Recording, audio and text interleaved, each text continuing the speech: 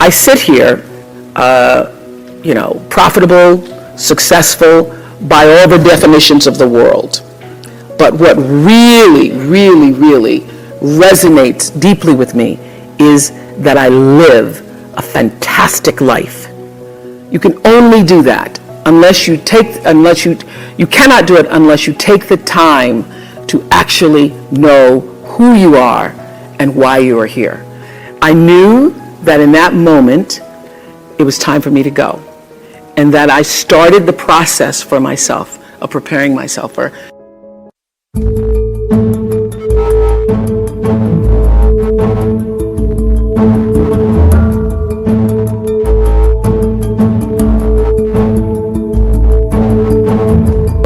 Often in your career, I'm sure you are a minority, perhaps as the only woman, the only black person, the only person from a poor family. Did this affect you on your professional path? And how did you navigate situations in which you might have felt more alone? And now, how did that impact how you lead and how you might help people who may be feeling that same thing? Always the only woman in the room. Still walk in, only woman in the room. And there's a room full of white men, usually older. Thrills me. Just thrills me. I just love it. Usually the only black person in the room. Also, never really concerned me because I don't look at people through color. I didn't get to be where I am and who I am by looking at the color of people's skin. I really, literally took Martin Luther King at his word and understand that the content of a person's character and refuse to let anybody else do that to me. So I love it. Just love it. And there's a wonderful phrase by Maya Angelou from a poem that she wrote called To Our Grandmothers, that she says, when I come as one, but I stand as 10,000. So when I walk into a room, and particularly before I have something really challenging to do, or I'm going to be in a circumstance where I feel I'm going to be, up against some difficulties, I will literally sit and I will call on that 10,000. I will call on the ancestors. I will call on those people who've come before me. I will call on the women who forged a path that I might be able to sit in the room with all of those white men and love it so much. I call on that because I know that my being where I am, and first of all being who I am and where I am, it didn't come just out of myself, that I come from a heritage. And so I own that, and I step into that room, not just as myself, but I bring all of that energy with me. So it has never been an issue for me, except when I was, I think, 23, still working in Baltimore. I'd gone to my boss and said that the guy who was working with me, my co-host on the People Are Talking show, was making more money than I. And we were co-hosts. So I went to my boss and I said, this is in 1970, so I was older than 23. It was 1979, 80. And I said, I just would like to, you know how intimidating it is to go to the boss in the first place. But I'm going to go and I'm going to stand up for myself. And I said, Richard's making more money than I am, and I don't think that's fair because we're doing the same job. We sit in the same show. We did the same. And my general manager said, why should you make as much money as he? And I said, because we're doing the same job. And he said, but he has children. Do you have children? And I said, no. He said, well, he has to pay for college educations. He owns his own home. Do you own your home? I said, no. He said, he has a mortgage to pay. He has insurance. Do you have that? No. So tell me, why do you need the same amount of money? And I said, thank you for your time. And I left. I left. I didn't complain about it. I didn't file a suit about it. I knew that in that moment, it was time for me to go. And that I started the process for myself of preparing myself for, you will not be here long. You are not going to be able to get what you need. I had a boss at the time who was African American and had just been, for the first time, made an assistant news director and was drunk with power drunk with power, and felt it his, I think he woke up in the morning thinking of things he could do to harass me. I decided not to file a suit against it because I knew at the time I would lose. Right. That no good would come of it, that I would be blackballed in television, that it would turn into a major thing, and I knew I didn't have long to stay there. I had a vision for what the future was, even though I couldn't place exactly where my future would be. I knew who held the future, because I am really guided by a force that's bigger than myself. I know that my being here on the planet is not just of my own making. So you use that as momentum to just leave, cut your losses, and go? I found a way. I go, there will come a time. I will be sitting in the same room, and it happened like in the late 90s. I had the Oprah show, and I ran into that guy. Lord Jesus, thank you. Oh my God. Oh, one of the sweetest moments I've ever had. Oh, go ahead. Here we go. So right now, as we sit here, we're about 5 miles from Facebook and Sheryl Sandberg. And last year, she published the book Lean In, and it has gotten incredible traction. It had some, criticism as well. And I was wondering, if you were to write a book on women and careers, what would your title be? Mine would be, actually, mine wouldn't be Lean In. It would be Step Up and Into Yourself. Because this is the truth. There is no real doing in the world without being first. For me, being, your presence, your connection to yourself and that which is greater than yourself is far more important than what you do, but also is the thing that fuels what you do. Right. And I know that one of the things that is so important for what happens here at the graduate school is that you have leaders who are self-actualized and understand what your contribution to change the world can be. You can only do that if you know yourself. You can only do that you cannot do it unless you take the time to actually know who you are and why you are here.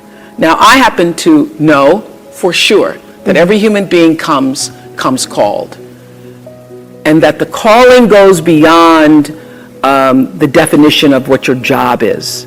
That there is an innate, supreme moment of destiny for everybody. And that's why when I was in Baltimore, I could feel this isn't it. Mm-hmm. This isn't it. And then in Chicago, after 25 years of success on the show, I started to feel this isn't it. There's something more that's calling me to what is the supreme moment. And everybody has that. And you cannot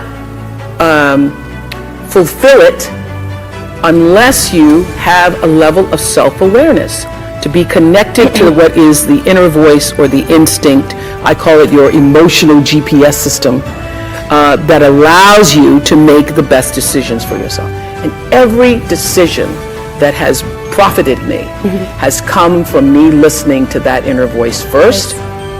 And every time I've gotten into a situation where I was in trouble, it's because I didn't listen to it. I overrode that voice, that instinct with my own head, my own thinking. I tried to rationalize it. I tried to tell myself, but okay, you're going to make a lot of money. Oh no. And so I sit here, profitable, successful by all the definitions of the world. But what really, really, really resonates deeply with me is that I live a fantastic life. My inner life is really intact.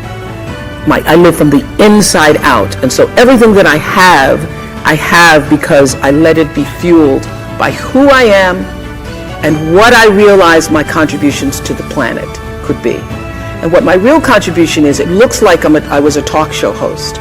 It looks like, I'm in the movies. It looks like, I have a network. But my real contribution, the reason why I'm here, is to help connect people to themselves and the higher ideas of consciousness. I'm here to help raise consciousness.